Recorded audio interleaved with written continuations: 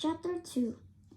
Just as I was finishing my breakfast, Queen Gloriana came sailing into the dining hall. She's our headmistress, and she's wonderfully tall and graceful. She's also a little bit scary because she expects us to be perfect princesses, and sometimes that can be very hard work. I was pleased to see Fairy G stumping in behind her. Fairy G is much more fun. She's the school's fairy godmother, and she keeps an eye on all of us. "Good morning, my dear young princesses," Queen Gloriana said, and paused while we made our courtesies. I didn't do too badly, but Charlotte wobbled madly and clutched at the table. A butter dish crashed onto the floor, and of course, everybody turned and stared. Charlotte burst bright red, and Perfecta and Florian sniggered. Queen Gloriana went on speaking as if nothing has happened. "As you know, princesses, tomorrow is the royal parade, and this year there will be something a little special. Our good friend King Constantine of Forever and Far Away has been kind enough to present the school with a very beautiful coach. I had decided that the princesses who had won the most Tiara points by the end of today will ride in the seashell coach and lead the parade." Immediately, there was a burst of whispering. "Imagine riding in that gorgeous coach." Tap, tap, Fairy G tapped a chair. "Time for all first years to go to wish class. Follow me." "Wow," Alice whispered in my ear. "Do you think we can wish for anything we want?" Her eyes were dancing, and I began to feel excited as I followed Sophia and Emily out into the long black and white marble corridor that led to the classrooms. Daisy and Charlotte was right behind, and so were Perfecta and Florine. "I know someone who needs to wish she can courtesy properly," Princess Florine says spitefully as we hurried after Fairy G.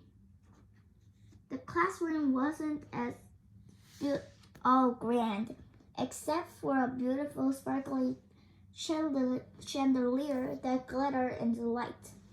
The four tables were just plain wood, and the chairs weren't covered in satin or anything like that, although they did have soft red velvet cushions. Charlotte, Sophia, Emily, Daisy, Alice, and I managed to get a table to ourselves.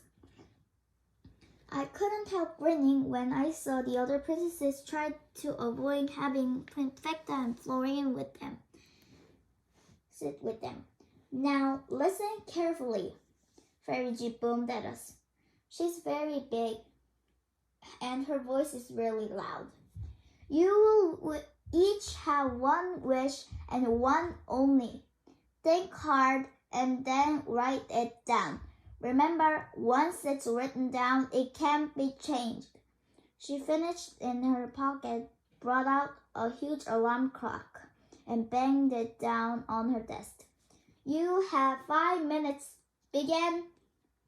At once we could hear murmuring from the other tables. Princess Freya called out, "Please, Fairy G, are we meant to think of something princessy, or can we wish for whatever we want?" Fairy G smiled, a mysterious sort of smile. "That's for me to know and you to find out."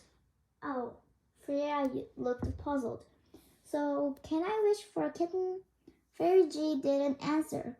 Princess Perfecta snorted loudly. "Really?" she sniffed. "Fancy wanting a kitten?"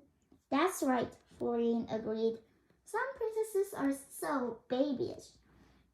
"I don't see anything wrong with wanting a kitten," I said loudly.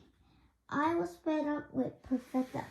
"I'd like," my mind word, and I thought of the seashell coach. A pony. I had a sudden idea. The people ponies pulling the coach had been pretty, but somehow not quite right. And I knew what would be exactly perfect. A silver pony. Ooh. Behind me, Emily's eyes lit up. That's brilliant, Katie, said Charlotte. Wouldn't it be sweet? Sighed Sophia and Daisy. Just imagine, Alice said, a silver pony. We can feed it with sugar lumps. Well, I said slowly, I was more thinking of time's up, boomed the fairy G. I'm coming round to collect your wishes now. We looked at each other. So, shall we? Charlotte whispered. Shall we wish for a silver pony? One each? Yes, I said much too loudly. I saw Perfecta glaring at me. 6 silver ponies to pull the seashell coach. They'd be gorgeous. And we all scribbled madly as Fairy G stamped up to our table.